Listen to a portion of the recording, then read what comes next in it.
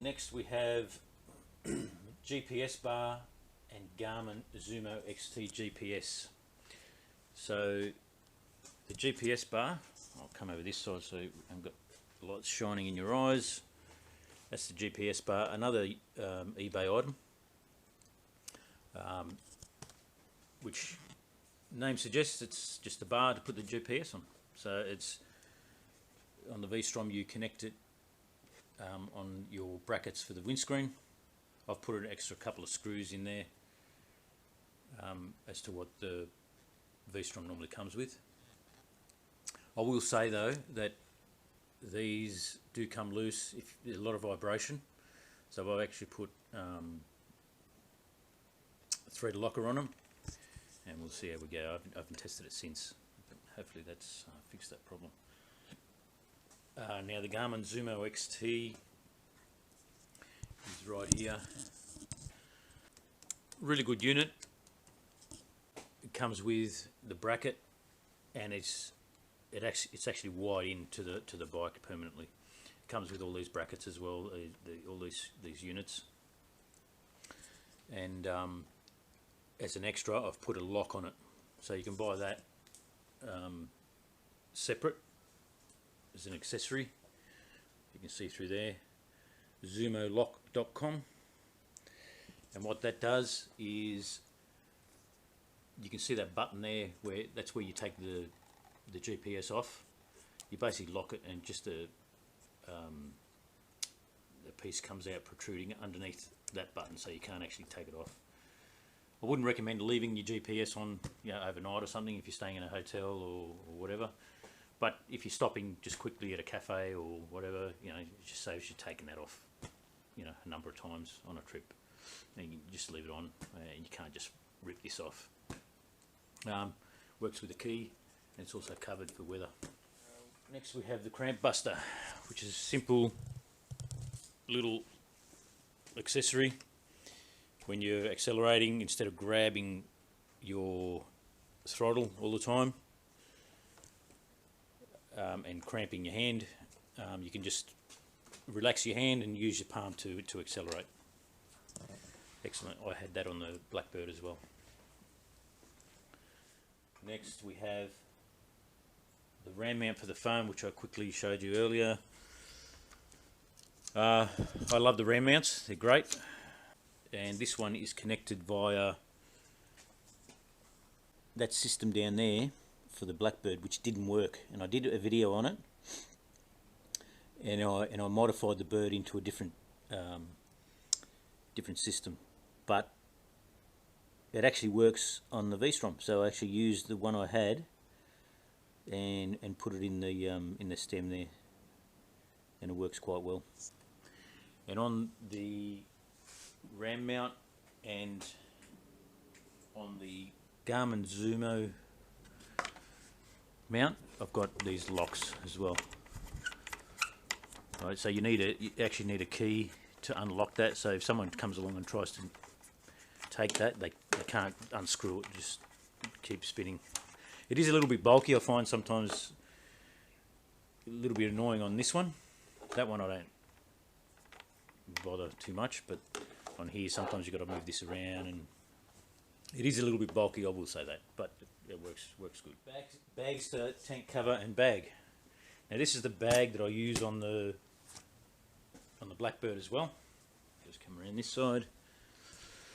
So I basically swap when I'm riding the different bikes. I swap them. They carry exactly the same things. I've also done a video on what I carry in here, so if you want to look at that, you can look that up as well. And I've put this cover on the V-Strom. Same, attaches the same way, same sort of system. It's really good for trips. I don't use it as often as I did on the Bird. On the Bird it never came off, but this one I only use when I go on trips, because I've got the cases on the back here, which I'll go through as well. but that's the cover there. Really good system, covers your tank and protects your tank as well. Now the lowered seat. Now I did buy a lowered seat. This is not the lowered seat, this is the original. As I mentioned before, I'm a short rider, so I really needed the lower seat. But since then, I've actually lowered the bike, which I'll touch on as well. So it was really good. I was almost flat-footed with both the lowered seat and lowering the bike. But what I did find, the lowered seat was very uncomfortable. It ended up being very hard, and you got a sore butt on long rides. So I've gone back to the original seat. The lowered seat doesn't come in the blue either, it only comes in the grey, or if you've got the yellow, you can get the yellow seat. So I've gone back to the original seat. It's much softer, and it's fixed that problem with being so hard. And because I've lowered the bike, I am a little bit higher again with the seat, but it's still, I find it's still a good position. Also on the seat, I've got this air cushion. So I'll just put it on the bike. So that's what it looks like. And the cushion, my wife and I go on trips often, and she actually, funnily enough, she actually finds the Bird a lot more comfortable. I did have the seat modified on the Blackbird, so that's a really good seat and really comfortable and fitted to us. This is the factory seat, so we're trying this. This is just an eBay item as well. It's working all right so far. I thought I would just spend, I think this was about 30-40 bucks as well, as opposed to an Airhawk, which is about 170. So rather than spending the 170 straight up, we thought we'd just try an air cushion, see if it did the job.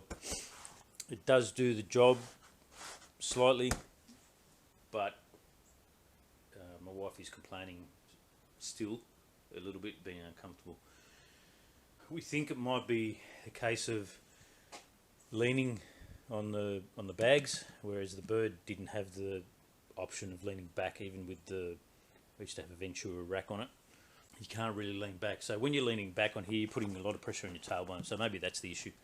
So I don't know, maybe with the better cushion it will work better. But yeah, we're still in progress on that one. Now, centre stand. The bike doesn't come with a centre stand. Funnily enough, I do not understand why bikes do not come with a centre stand. You have to buy it as an accessory. So I bought the Suzuki factory one, put it on, brilliant. At the moment I'm not using it, and I'll explain why in a sec. As I mentioned before, I lowered the bike via these triangles, and I did the same to the Blackbird, but the Blackbird I actually used the ones that are on the bike and spun them around, and you get about an inch lower, which I've done a video on that as well. Some of you may have seen it. If not, have a look. This one I actually bought new plates and got Peter Stevens, where I bought the bike, serviced the bike for me. On one of the services I got them to put them on, so it did lower the bike about an inch. Brilliant. But what happens then is that your side stand is too long. Okay, so what I was finding is when you pull over, as I said before, at a cafe or whatever, and your bike is actually quite upright, depending on the camber of the road or where you're parking, you've got the risk of it falling the other way. And I found that was quite annoying and a bit scary, to be honest. So what I did, with the help of a friend, I actually cut this down. So what we did, we cut this off. We chopped an inch off this. We put a solid rod through there, because this is hollow. We put a solid rod through there, welded it all in nice and tight, welded that back on, smoothed it off, and repainted it, so you can hardly tell. And you can tell there that that's the factory paint, and you can tell there it's a bit rougher, but mate, does the job excellent, and fix the problem. Now the problem I have while we're on that is with the centre stand, the same thing. It's too long now, so it's very hard to get on the centre stand, especially with a lot of weight on it. These bags are empty at the moment, but when you're travelling they're full. You may have an extra bag on top of that, like this one, which is extra weight again. On top of that you've got the tank bag, so there's quite a bit of weight to lift, and I can't do it. I have to have someone at the back here, you know, lifting up to get it up on the centre stand. So what I use when I'm in here in the garage, I use the paddock stand, which I bought at Peter Stevens as well. And I also put these, I bought them to be able to use the paddock stand, and that works well in here in the garage. Once it's on the paddock stand, I can put it up on the side, on the centre stand, obviously because the bike's a lot higher. I haven't had to do it on the road yet, so while I've got a pillion with me it's fine, but if I'm on my own I would have to have someone to help me to get it on the, in the event of having to use the centre stand. So luggage rack and inner bags. So I was quite lucky with these bags. I actually found them second hand. Actually not second hand, they were brand new, but I bought them off a gentleman in New South Wales which bought the exact same bike as this one, but he was selling it and selling the luggage separately. Got a good price on these as well, with the full rack as well, came with it. Just give you a look at that. The rack was wasn't too bad to get on, a little bit fiddly, but great system. Now I think the system, I can't confirm this, and haven't found anywhere to confirm it, but to me these bags look exactly like the SW Motec gear that you can buy. There's a place in Sydney called Motorrad Garage, which they sell all this stuff, and they're exactly the same. So I think that Suzuki get SW Motec to make their bags, branded Suzuki. So I did get the inner bags from SW Motec themselves, which I'll show you here. So these are brilliant as well when you pack them. Okay, and then when you stop, you've obviously got all this closed up, and you pull them out like that, take them into the hotel or wherever you might be staying, and you can leave your hard cases locked on the bike. Everything's got locks. That's the lock for the top, obviously, that's the lock for the racks. No one can take them off. I also bought, I sort of mixed it up a little, and I bought the net for the top of this case. You just put things behind it. I did the same for the top box, but this side I ended up going for the can't remember what they call it, but it's like a wallet type thing. It's got pockets everywhere. If you've got a wallet you want to, or documents or whatever you want to put in here, you can put them in through there, get access through here. Sometimes the missus puts her purse or something in there, and on this side it's also got the same bag as on the other side. And the top box also has the same sort of bag, but obviously in the shape of this box here. So that's that. Great, great luggage, fantastic. I've never had this type of luggage before, but it's absolutely magic. You can actually take the lids right off as well. They do, like as you saw, open like that, but if you wanted to take the lid right off, it has this system here where you can take it right off if you needed to. Exhaust and exhaust guard. Okay, I'll just come around to the exhaust side. I did swap the factory exhaust for this Yoshi, I think it's an R77. Brilliant, sounds great. I'll do a video on comparison to the factory exhaust. It looks good and sounds fantastic. Now on eBay as well, I bought this exhaust cover for the link pipe here. This pipe gets quite hot, you know, I was a bit concerned about burning, you know, if you're putting your feet down, because I do find I've got to put my feet down behind the pegs on this bike, so your riding gear is quite close to that, so I thought I'll put that on. That works quite well. That's just a aftermarket thing. I think it's just aluminium covered in carbon fibre look. While we're on the carbon fibre look, I also covered these side guards because I found that my boots were scratching this. So you can actually buy from Suzuki covers, or protectors they call it, to stick over that.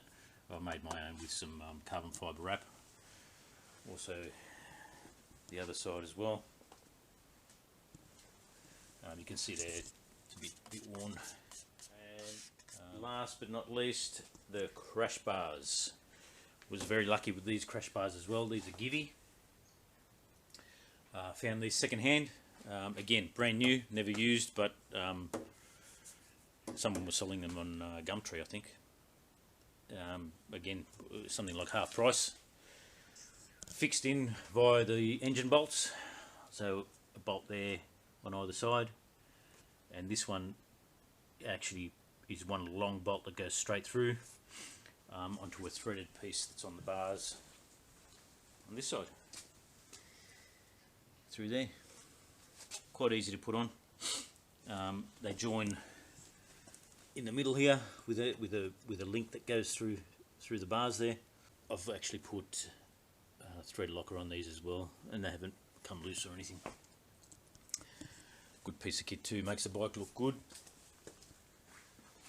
And in the event of dropping the bike, I guess they would do a pretty good job of protecting the bike. Now, that's it for the accessories.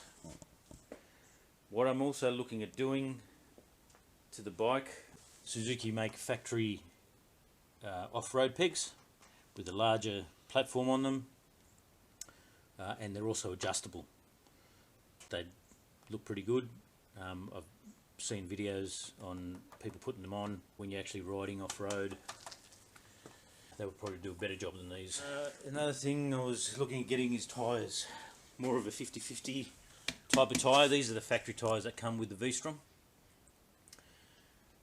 I guess these are much more a road tyre than a dirt tyre. Probably a 2080, I'd say, or maybe even a 1090. But yeah, I would like to get a better dirt tyre, maybe 50-50. Looking at the Metzler Karoo 3s. Actually, another thing. I'd probably do this first. You can see the V-Strom is quite exposed down the bottom here. You can see the dirt, everything. This piece of plastic fairing is quite soft and flimsy, as you can see. So if anything decent hit that, it would probably come off and damage something in there. With oil filters sticking out there. The sump is down the bottom here with your pipes and stuff. So yeah, that's something I want to change.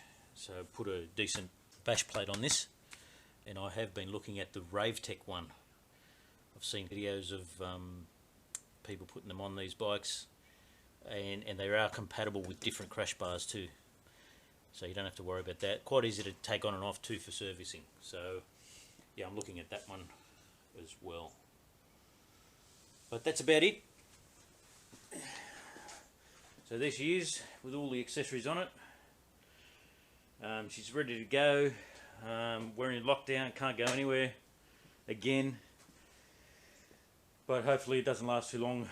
I am booked in for a trip to go to New South Wales in September. Hopefully we can do that. Doing a trip next year to Broome, and in a few weeks we were going to go to Mildura just for shits and giggles and have an order.